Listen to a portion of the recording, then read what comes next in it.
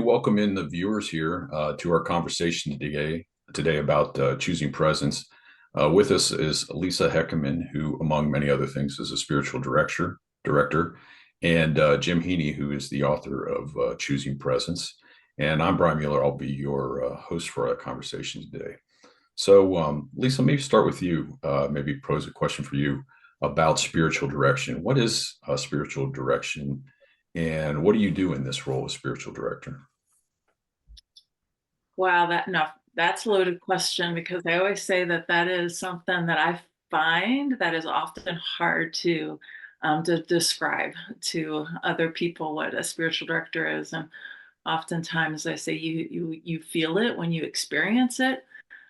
Is usually what the way that you kind of get it from the inside of what happens in this space. But and I also think it's a little bit misleading when it's called spiritual director. I sometimes like to use spiritual companion or spiritual midwife. That is a better kind of gives you a little bit more of an idea or a feel about it because when people come, if they expect me to direct them, that is not what happens in this space. I'm more interested in, or the space is a place for you to listen from within and to hold space for another to be able to lean in to what is actually happening in one's soul, to listen for the movement. So I think that that's something about choosing presence that has been so helpful, is to actually pay attention for others to realize that there is a movement of within, spiritual and soul guided. And so, one of my favorite phrases for my practice in spiritual direction is, almost the greatest gift you can offer another person is to listen them into a place of self discovery. Yeah. And I love the idea that the answers for each of us lies from within. And so, so it's a safe place to come and be curious and to listen and to have another witness, what is stirring within your soul. So that's kind of how I would describe spiritual direction for myself, and so together, whoever comes into this space is we kind of co-create it. It's however what is moving, and as we listen together. I really like what you said because both I met Jim through the Illumined Men's work, and I think you've heard that.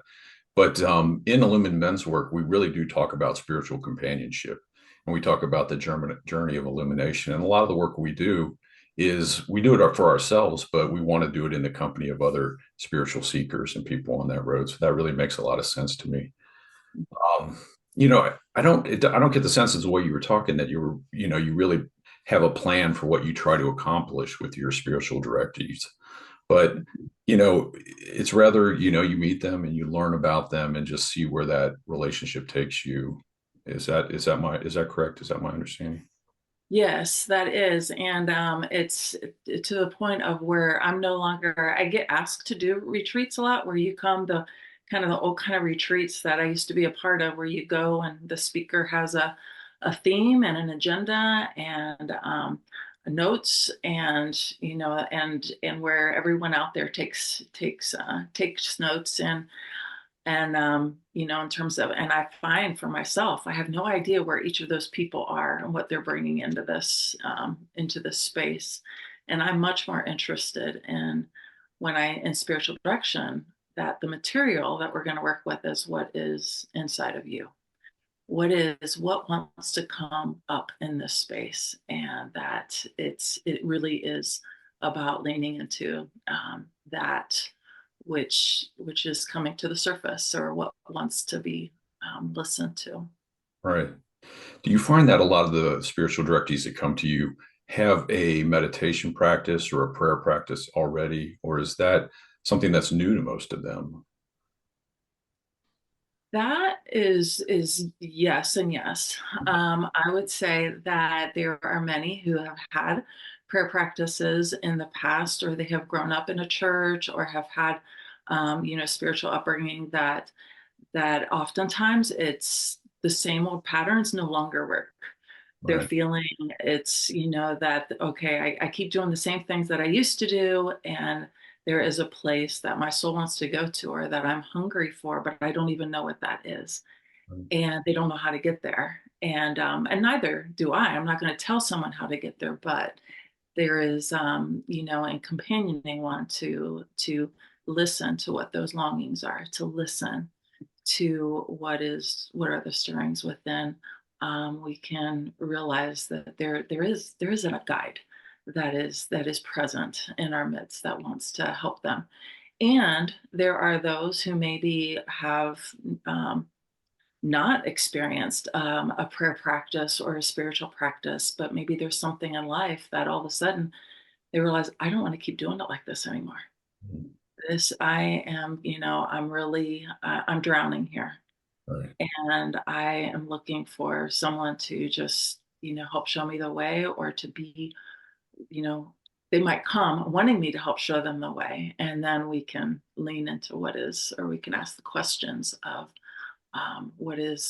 what's happening and what way is finding you that is calling you forth to a new way. So, Absolutely. One of the things I'm always curious about is when you bring up the word or you bring up meditation or prayer with somebody. Obviously, if someone has maybe a background, a Christian background, or has been raised in a certain faith tradition, they have ideas about prayer. But when you say meditation, what often comes to the front for people in your experience? mhm. the so in for the people that tend to find me, because I don't like advertise for this, but it just feels like I just wait to whoever is kind of feels drawn in, finds me in this space for spiritual direction that contacts me. I find that it's not so much like perhaps the meditating on scripture if they come from a Christian background or meditating in a particular way that is kind of what is there's something that is calling them more to a place of silence, Hmm. a place of the no words, to a place of a stillness and a quiet from within that I am tending to find in our world today because there's so much noise that is where the hunger is now. And but don't have an idea or feel very ill-equipped for how um, to lean it, to find that stillness and to lean into it and to trust. Yeah. The Yeah. reason I ask that question is because, as I move around in the secular world, not the world, the world of work and, just your acquaintance and old friends and things like that, rather than maybe the men's spiritual work that I'm so involved with. I Meditation would be one of those things like just even bringing up the word God or prayer or something. If you brought that up, it would kind of be like a non-starter in conversation, and people wouldn't have much to say. I think about it, or it's just not something we discuss too often. It's almost something that you have to find another context or another path in life in order to kind of experience and be exposed to that. Even therapy, even just typical psychoanalysis or some sort of counseling or therapy. These are not subjects that we encounter in our everyday life. So that was one of the reasons I'm a little curious about it. And, I had said this to Jim in earlier conversations that we've had that I think the practice of presence, which just to be clear, so, to let everyone know, we're talking about the book Choosing Presence and the practice of presence that Jim outlines in this book and describes, eh, which is a practice of contemplative prayer and meditation. He grounds it in the Christian tradition. And a lot of people that may have heard about meditation or these practices before, they might have experienced it in a yoga class, for instance, or maybe associated with Buddhism or some sort of Eastern philosophy or tradition.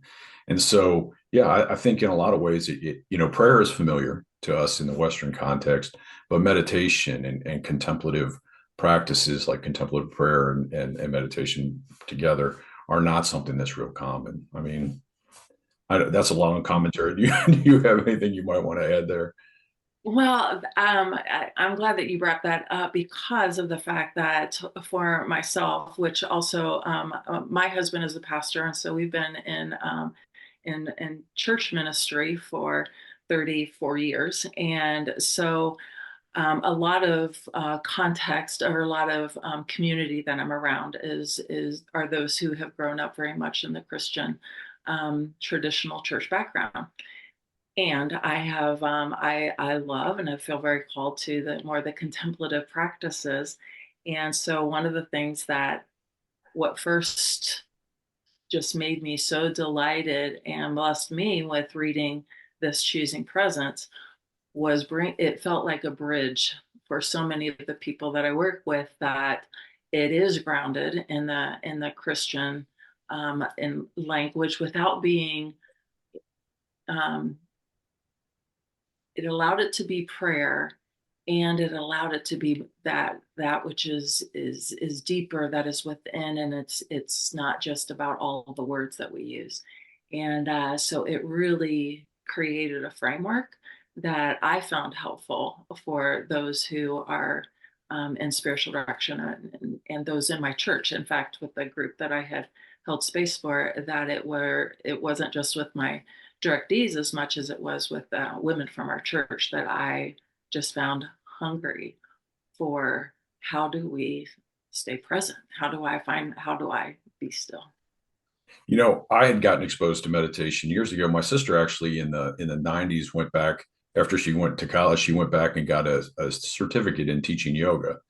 And so I started taking some yoga classes, and we would always practice some meditation, in shavasana, typically at the end of the class. And so my first exposure to any kind of meditation came from that sort of Eastern perspective. But in my mind, I think I always kind of equated it with sort of a physical practice, like it was almost a part of your physical fitness to actually sit down and meditate. And I think that contemplative meditation that is teach that mindfulness is all about just clearing your mind, emptying your mind, and trying to still yourself, which is real important. I think it's really good, but it didn't have any greater context. It wasn't linked to any of my spiritual piece or personal relationship with God or spirit and things like that. And that's one of the things that has come to me through the practice of presence and choosing presence, is a much deeper understanding of what meditation and contemplative prayer can be. I'm really open. So whatever people find works for them in terms of practice, in terms of stilling themselves and bringing them to the present moment, I think it's wonderful. But this has given me, a greater incentive to kind of practice and to cultivate presence in my life. Jim, I want to bring you into the conversation. Do you have anything to add here at this point, or anything you'd like to contribute? I think your definition of a spiritual director, Lisa, is excellent, Oh, as it should be. I think all of us at some level, especially the people that, as you say, are longing for a change spiritually, we all want to put our trust in God, put our trust in Jesus. That really is our goal. But how do we actually do that? And the way to do it, obviously, I believe, and Lisa believes, and you believe, is it has to come through stillness. There's no other way. It's like I tell people, as you practice presence and you grow in presence, you start to realize that, well, actually, I'm not doing this change. Okay. Then we start to get it when we realize it's a power beyond us that is changing us from the inside. But it also has to be done consistently. It has to be done not only in your morning practice, but throughout the day. And the biggest obstacle is people will say, well, oh, wow, during the day, I don't have time to do that. But actually, what I say to that is, if I say to myself, I don't have time to do an hourly reminder to renew myself, what I'm saying is I don't have time to stop all the inner anxieties and worries and fears I create in my unconscious mind when I'm living through memory or anticipation. So it's the way Lisa explains spiritual direction is the way it should be explained. And it really is about what comes out when we become still. And that's the only way to put that's the only way to have the confidence to put our trust in God. We all want to put our trust in God, but we actually don't have the confidence that is it really going to happen? And as I said, as we grow in presence, we realize, yes, but we're not doing it. What we're doing is creating space for it to happen through stillness. I'm sorry, go ahead, Lisa, if you have something to say at this point. No, go ahead. No, the what I was going to say, over the past 20 plus years, Jim has really developed this practice of presence in his own life, and he's brought it to a lot of different groups and before a lot of different groups and practiced in a lot of different ways. But more recently, Jim and I again are both involved in Illumin, which is men's spiritual work, and we typically have done our work with teaching choosing presence and workshops built around choosing presence in that to audiences of men. And I am a little bit curious because one of the reasons we reached out to you is last year we found out that you were going to do a workshop with women based around choosing presence. What was it about choosing presence that kind of led you to the idea to maybe do a workshop of your own? And just tell us a little bit more about that. Well, when I received as a gift the book to read, and I had not heard anything about it, but as I kind of read the back of it, and I saw about practicing the presence of God with I began to I was like, well, this is like language that I'm familiar with, and I have my own centering prayer practice, and so choosing presence is always something that I am, working at to hone in to be more attentive to what is the movement within me, and so when I found it really truly a blessing and something that gave me some hooks, some anchors to kind of hold on to, I became really excited to because I know so many women is mostly who I work with that are those same struggles, and especially with anxiety. I think our culture is plagued with that, and so many in my life, and so not just the women, but actually men in my own family too. And so the practicality of this was something that I can try to describe it, or I can try to explain it, or it can kind of come up in spiritual direction or in a conversation with people. But it's if they had something that they could read and that they could practice and that it was practical and we could journey together over 8 or 9 weeks, and that I felt like they could begin to self-discover from the inside what this is, Right. as opposed to me just as describing it or suggesting it or inviting that. And so what I found is when, we had done that, and also it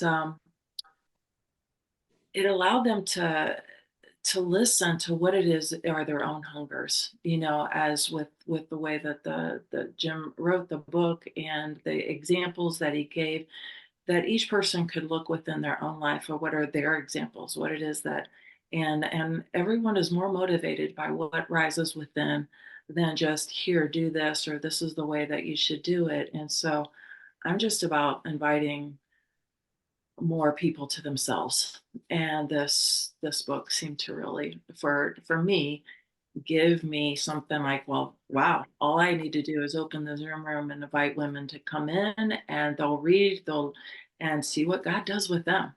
And then we can, but we can know that we are in community with others who also have this intention, and that we can support one another on that journey. Well, I can really relate to what you said about anxiety. I did not even know that I had a lot of anxiety until I was able to find some stillness. And then that kind of revealed to me how my own anxiety works. I know it's different for Some people maybe withdraw into their anxiety, other people push back against it. I think I was more of the latter, but I really too was didn't realize what a physical toll it was taking in my life. And the presence, it doesn't always eliminate all the triggers and things of anxiety and things like that, but it gives me some space to notice them and to see them and hopefully get beyond that. I am curious, how did you, this is kind of a nuts and bolts question. How did you kind of arrange your group study, your workshop of the practice of presence? I pretty much did it the way that Jim's little study guide, leader's guide, suggested. And I thought, well, he wrote the book. You guys have done some of this before. And so I would, and I felt it from the inside. Did this feel natural to me? And that was to open with first going into that, having that quiet that we would share in stillness and silence. And I am one that I know that it's one thing to do a spiritual practice myself, but actually when we do any kind of spiritual practice in community, I say that the practice tends to deepen. And so, there's something about, holding that space together that we would intentionally listen, that sometimes there's something else that rises up in the group. So in the virtual circle, ideally, I would love to do this more in person, but we live in the world that we live in today, and more we're able to do it, through Zoom Yeah. space.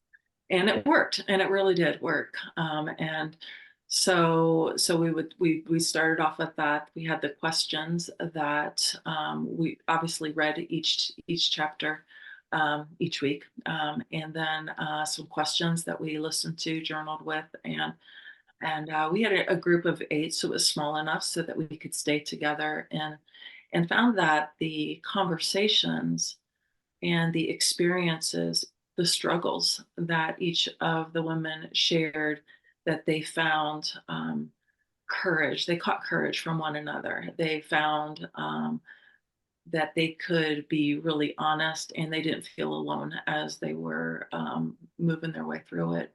That as we had open discussion throughout that. So I think that was, and then we feel like we ended with something. I'm kind of forgetting now. It's been almost, I don't know how, it's been about a year, I think now. So, but, No, that's great. And I want to affirm a lot of what you said. I think that from my experience too, that's really great.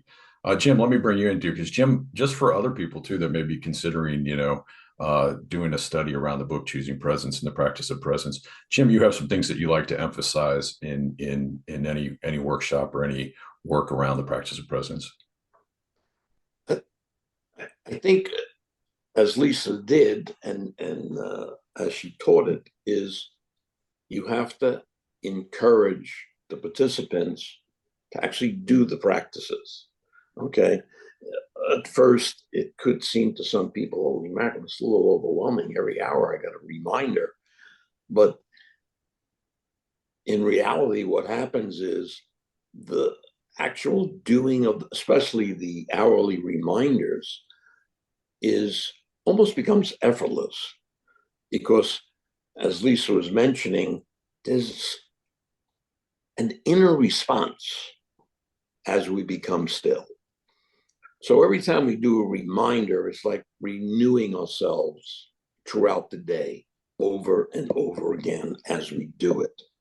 But without doing it consistently, obviously, that's not going to work. But I'll say this, in doing this for many years, from the time I was doing classes actually in my house with couples, to doing a woman's class, and then Lisa's class. I wasn't involved in it, but it was the same. I find that women,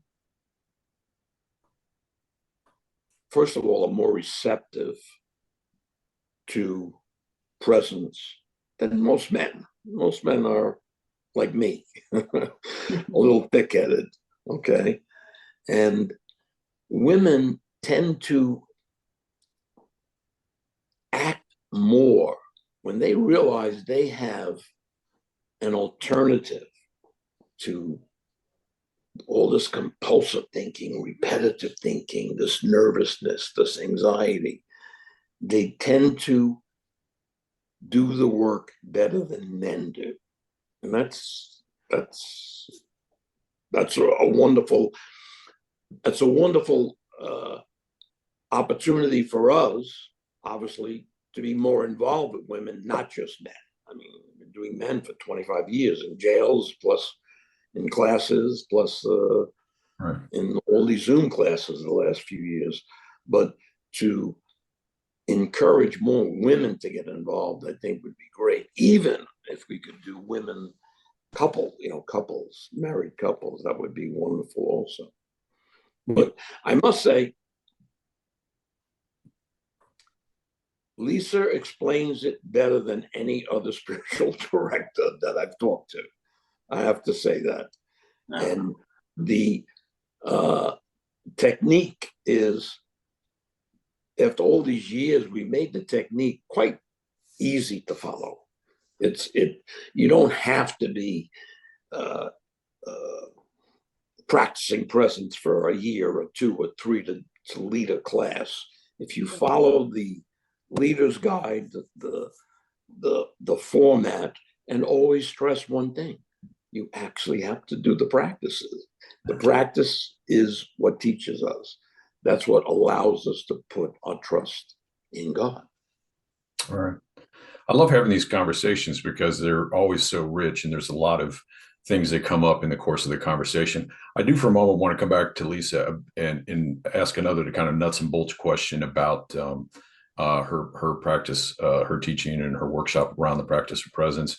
And that is, did you utilize the mobile app, the Practicing Presence a Christian Way app, in your group, in your workshop? Yes, we did.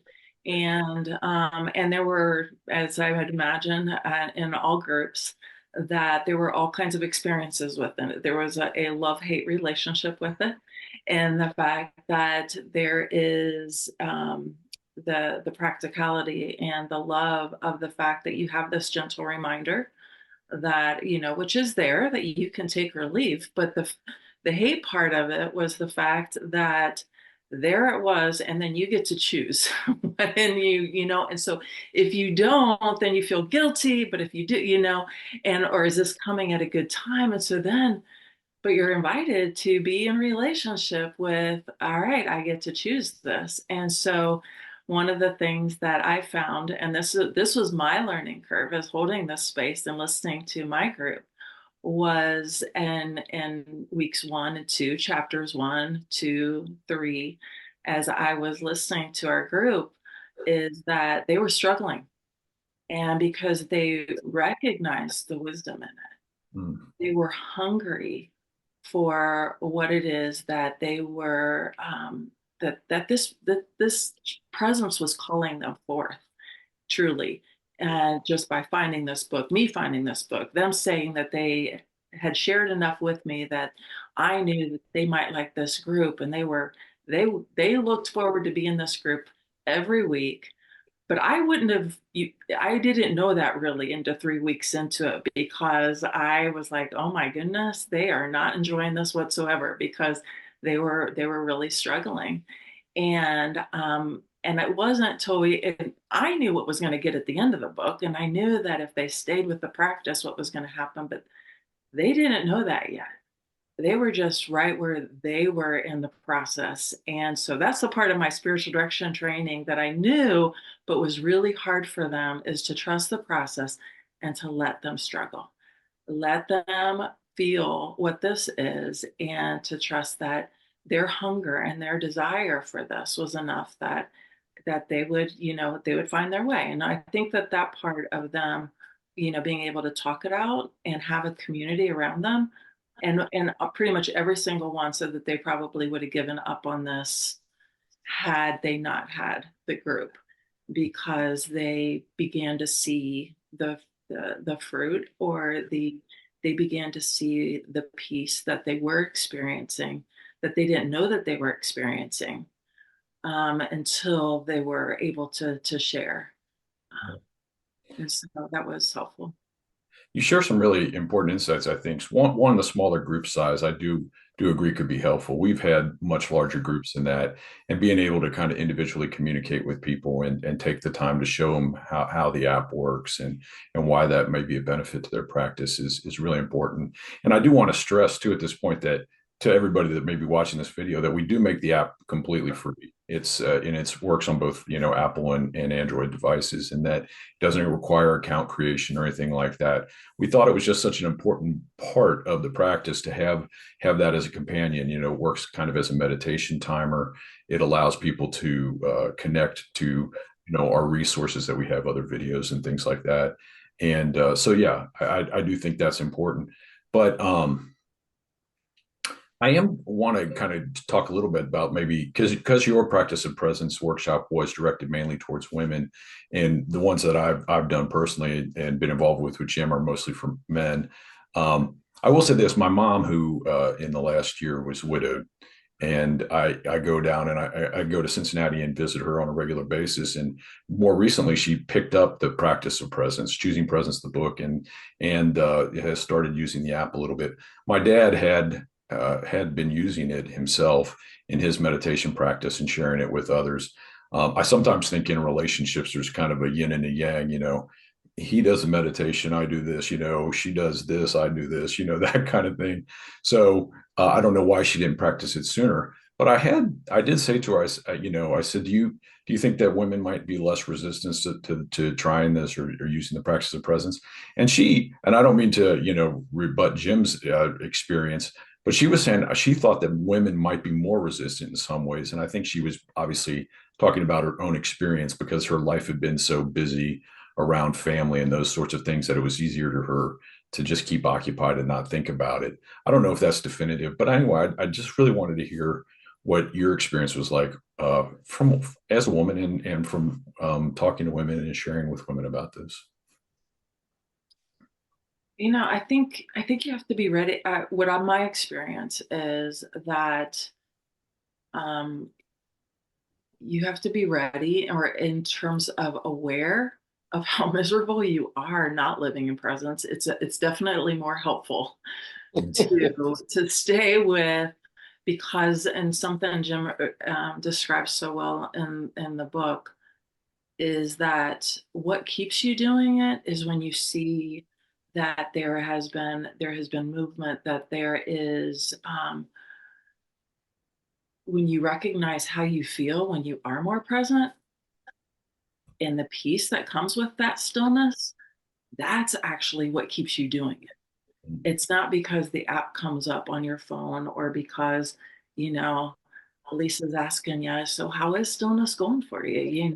Is that, it's going to be because you know what it feels like to be in peace, to be being more present in the world. And once you know what that feels like, you recognize more when you're not in that place. And I'll just give you a real quick example of this that happened to me last evening, and I shared with Brian through text. And Jim, you probably got the message that I didn't know if I was going to be here today because I was at the hospital at the front.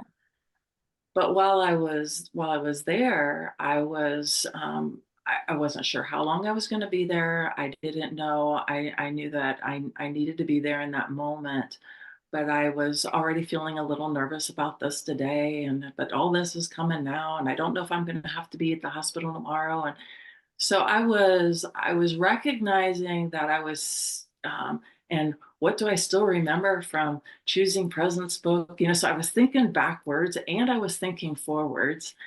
And I was just, I wouldn't say I had a lot of anxiety in me. I was unsettled inside of myself. And when I realized that actually hurt. Like, I just really, physically, it just hurt to not be just, okay, right here is where I am right now with this person that I love and that I care about. And we're just going to be right here. And whatever happens, it'll happen. I'll know in the next hour where I'm supposed to be, in the next hour after that. And that moment right there, or even that hour, it didn't hurt. Once I was just in that moment. And then it never, and I would catch myself when I would start thinking back or thinking forward to, well, will I be able to do everything I'm supposed to do tomorrow? And am I going to get any sleep tonight? And I would just, oh, I have everything I need when I'm right here. Mhm. I knew we had good care. I knew that I had the energy for right here. There was a peace inside of me to just be able to love this person. God was present and I was present and I had everything I needed to do right there. And then that moment turned into the next moment, turned into the next moment. And then eventually I said, oh, we're going to be fine to meet today. So, and it was like this perfect, I recognized, and so I continue to, because I know what it feels like to not be in presence, Right. not to be in stillness. I literally can say, okay, this just hurts here. And so I was really thankful. And so I find that with those who've been in the group, that's what motivates them. And so if you can kind of help them to recognize how they're feeling, and notice this movement that is inside, then they're like, oh yes, and then they can see how they were already beginning. The practice will guide themselves. Well, yeah, and the practice of stillness will guide them through this process. So. I really want to affirm what you said, and then I want to toss it over to Jim, because what a lot of what you said is a lot of what he's been preaching and telling, preaching, so to speak, or teaching in the practice of presence for many years. Jim, do you have some comments about Oh, that was better than me. that? No, absolutely right. It's the inner experience, or what we call a clear before and after, that keeps us coming back to practicing presence. We're certainly not going to do it with just discipline. That's not going to work. It has to be, as years ago, I think it was Thomas Merton, I read, he said, if God isn't a better deal, why would we choose God? And that's exactly correct.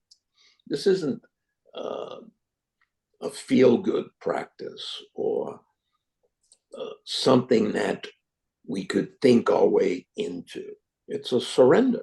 And we know, and eventually as we grow in presence, we long for that stillness, because we know through that stillness comes the unmistakable peace and sense of love that we experience. That is the motivating factor. There is no other motivating factor than that. Absolutely. I just have heard you say many times, Jim, you describe your experiences of practicing presence, especially early on, the same way that Lisa described her experience at the hospital yesterday of just really finding stillness and grounding in that moment, and then a peace, even amidst, the very difficult situation that you and your friend were in, Lisa. I do want to, I don't want to belabor this, because I think what I'm getting is this message that the practice of presence and choosing presence isn't a lot different for men and women. That fundamentally the women's approach and men's approach should not be different, and maybe what they bring or don't bring, if they resist the practice of presence, is not that different. I do know in our men's work, we just had this writing retreat, and one of the men who attended our retreat here in Ohio came from Wisconsin, and he wanted to make that journey with his wife. And he reached out to me and the other retreat leader, and he says, is it okay if my wife comes and stays at the retreat center? And we had to talk about it for a little while, and we said, we may be living in a time, obviously, where our ideas about gender are expanding and things like that, but we still are very aware that sometimes when men and women get together, they're not as comfortable in going deep. um, Being vulnerable. I would say this especially for men, being vulnerable and able to kind of work in that, environment where both women and men are present. But at the same time, it doesn't seem like there is a lot of fundamental difference. I mean, is there anything else you might want to say about that, Lisa? I do just think that it just depends on if and for my group, the fact that everyone was coming with the same intention, and I think that was another or I know it was when I read the book, that I was actually glad that it was written by a man, that it Mhm. was that Jim had written the book, and he gave so many life examples, and not just a man, but a man in business who has been very active out there in the world, not from a, I've read a lot of books by contemplative monks, and and that, and everybody can kind of dismiss that. Oh, well, that's because whatever, and that doesn't really relate to my life. And because he's very, transparent, I was, for the men in my life, because everyone is, I was like, this really is for everyone. Mhm. And I was really thankful for that. But I think probably one of the first people that I gave the book to was a young man in his 30s. And because I hear this, and in business, this ache for, how do I hold this both, and to be out there in the world and to be called to do, this, and to have, be active, but also to be deep in faith, but to serve, but also to have stillness and this wrestling within his own soul. And it was, how do you kind of make sense of that? So I loved that, for men. So I do think sometimes with women that there are places that we can find where, but I really don't think that I tend to agree more that there's not really categories, because no box fits for everybody, so but yeah, Yeah. I think it is something that works across the board though. Yeah, I have to just talk from my own level of comfort because I've been active in this men's community for nearly 10 years. And, in some ways it's comfortable for me to stay in that group and working amongst men, but I certainly do want to involve more women. And that's why one of the reasons Jim and I have had conversations about reaching out to spiritual directors, and sharing this practice with them. I mean, do you think the practice of presence is a tool that could be very helpful if we kind of reach out to spiritual directors and offer them, a book, the opportunity to teach this. Yes, I do, and I almost wonder I've almost seen it in the other direction, that I think that this book and the practice and the ways that the invitation of this comes out is used best when someone is in spiritual direction. And that I found, for, there were several that were in this, that went in my group, that I met with one on one, because they were directees of mine. And then the other half were, women from my church, or women from, my community that were around. The ones that we actually had more of an opportunity to sit one on one and unpack what was, as she would bring what it was that was coming up in her life. She was being able to, it was almost like, oh, and this and this and this and all of this was playing into that. This was bigger than just doing a study on a book or a workshop. All right. This is about this, what was rising up out of her own journey, of her spiritual journey and her soul journey and her healing journey and her wholeness journey. And this book was a part of it. It was a container for some of what was happening. But it was when we could sit in that one-on-one space that it began to, she wouldn't even know that she was just telling me something that happened. But because in the prayerfulness of that sitting, and because I knew it, I could say, well, I could ask a question, or how do you imagine that maybe sits with what it is that you're doing in this, meditation or this stillness practice, or what did you notice about your anxiety in that time, or what did you, and then the light bulb would come on, and then she would begin to recognize that, oh, this is working. Like, would you have done this, would you have responded this way, weeks ago, before you had started this? Do you see where you are already, these changes are already happening? And it's not because you're trying to make these changes, it's because of the stillness that these changes are beginning to happen. And I think that several of these would have missed that, because the world is just so noisy, or it would have taken longer. And so I think that when those are sitting in spiritual direction, that they tend to listen more inwardly about what is noticing these movements. And that's what I found was really powerful. Wow.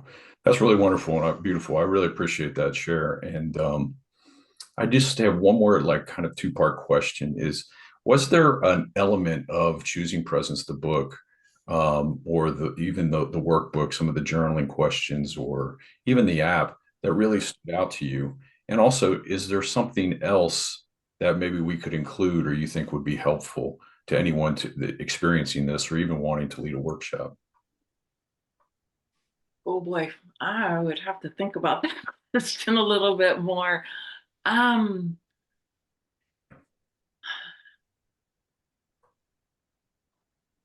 I've already said this, but that prayerfully considering who are coming to this group, or that they would know the inviting of, is this that it's going to go deeper for those who are earnestly that are feeling this call Mm. to this place. And so I think just the openness to be and to stay curious and to allow yourself to be surprised what wants to happen, and not to be too confined to.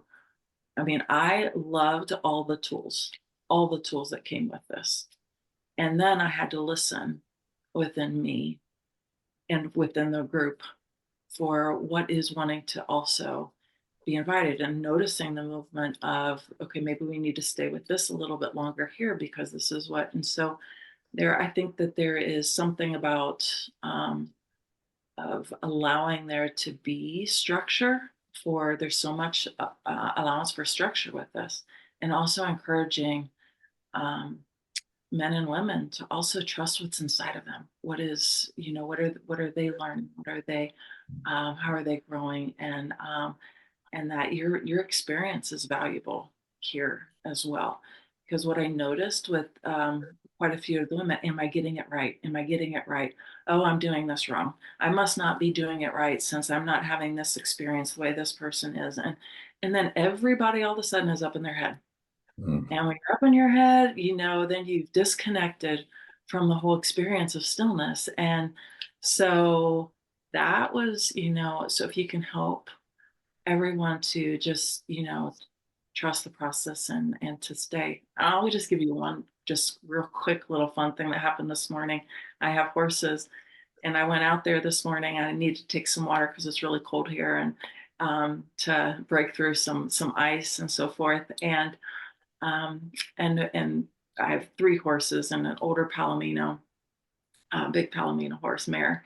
And I was, getting the horses fed. I was getting the water, and then I was cleaning up around, their area, and hauling some manure and stuff. And after they were fed, and after they were done eating their grain, my older Palomino horse, was standing kind of out in the barnyard for a while, and while I was doing a lot of shoveling, and pretty soon she came over and she just stood right beside me, just as still as could be. And I looked over, and her name's Peaches, and I said, "Well, hello, Peaches." And I thought maybe she was going to kind of nuzzle me, like she wanted to be petted or something like that. No. And she didn't want to go to where the hay was, which was right beside her. She didn't come over for the hay. She didn't come over. She didn't even like, kind of reach out with her. And so I was just, and what I noticed, she was so still. And the thing with horses is that they only know how to be present in the moment. And what I felt she was just so present. And what I did is I just set down my muck fork, and I talked to her a little bit, but even that was just it, everything in her was asking me, would you just be here? Like, be here, not about the chores and the tasks would you just be here with me? And immediately, I mean, I started to hear the birds sing. I started to, notice how the sun was shining behind that tree. I was present, and all of a sudden, everything around me was my teachers. Right. This beautiful, palomino, but also the trees and the smell that was in the air. And I was, because presence came and stood right beside me. And I mean, that is if we, the very thing that we're longing for also is longing for us. That if we can, allow ourselves to begin to gently be awakened. I mean, I've been at this practice for a while now, so but so I'm still like, but I think all of creation will help us to do this. Yeah. My horse this morning, I was like, yes, and I think we can lend. And that's one of the things with horses, that have taught me too, is that we actually can lend our nervous system. The horses have a very similar nervous system to us, but we can lend our ability to regulate, self-regulate. We can lend our nervous system to others. And when we're in the presence of another person who is very present, it immediately can bring stillness to us too. So, I think that that is something that, my horse taught me this morning, were reminded me of. It's like, oh yes. So I'll always be a learner. Don't think that you've got it, that you have to have it right. You mentioned that you don't have to be a spiritual director. You don't have to be, if you can stay open to letting the stillness inside of you and the spirit lead you. That is what will translate more to those who've signed up for the workshops, I think, than feeling like you have all the answers. So that was a long answer. Sorry. Oh, that's wonderful. I mean, Oh, that was excellent. That yeah. was perfect. Yeah, I really enjoyed that. In fact, I was a couple of things came to mind is practicing presence with pets. I think that's another way that we could, really tell people that maybe they could find that stillness and that presence. And yeah, I mean, I think that's wonderful. We have dogs, and I've always felt that way about the dogs as well as the horses and things. So, and the other thing I just really want to emphasize one last thing that you had said, Lisa, is that the moving out of your head to your heart or into your heart space, that for me is really what the practice of presence and choosing presence has given me. I did practice meditation for years, but it was always from that just very much a state of mindfulness. I didn't have any other greater context but to try to empty my mind, and not that that's not valuable in some ways, but this really enriched it to bring it down into the heart space and really try to become present to all around me in the moment and to cultivate that deeper spiritual connection with God. So thank you for that. And last, we've been talking for nearly an hour now, but I really just want to talk, as I mentioned, a few things for the viewers about what we're doing, perhaps to, expand the availability of the practice of presence this year. You can go to our website now, choosingpresence.org, and you can sign up for our weekly email. We've just started a series that we're going to go through this year called Practicing Presence, a Spiritual Intention. And it comes out every Sunday. And it includes some information about the practice of presence. And we include a journaling prompt. And we want that to be available. We're also working on a self-paced online course because we realize, what I heard from you is that group practice is really wonderful and enriching, especially that small group that you had of women together. But we also want to make it available too for people feel like they don't have time, but they want to maybe approach this a little bit more cautiously. They'll be able to go online and for free work through the book and through the journaling questions, and we'll provide them with some videos and resources that may help guide them along the way. So these are just, some of the ways we're going to continue to reach out to them through the year. But certainly we want to remain in contact with you, Lisa, and others. And if there's anything that we can help provide to facilitate, we will be running another workshop ourselves in the fall. But we want to make that, we want to help you publicize. We want to help others publicize their events and find connections. So we invite people to reach out to us. Jim, can I ask if you have anything else to add at this time? No, I think what Lisa said was so important is that anyone involved in spiritual direction, the people they're working with, their outcomes will be significantly better if they are actually practicing presence, as Lisa said. And it's so obvious. And I must say, Lisa explains presence better than anyone I know, maybe even including myself. Yes, it was How wonderful. was that? And Lisa, do you have anything else that you would like to add? No, just a big thank you both for the work that you're doing. And that we're all so limited in what it is and how many people that we can reach. But as you know, I love when we just use our gifts and that we're a part of a community that is just trying to live this out in the world. That Jim, I'm just so thankful for your work that just took something that I was already passionate about and just kind of gave it another level, and and it swirls out for a little bit and then it comes back in, and I just and Brian, I'm just loving what you're doing with Illumin and the fact that we can just be about this together, even though, we're kind of out here in our different areas and stuff. So, so I just thank you. Thank you for the work you're doing and for supporting me also in my work. And thank you so much. Yeah, thank you so much, Lisa. We really appreciate it.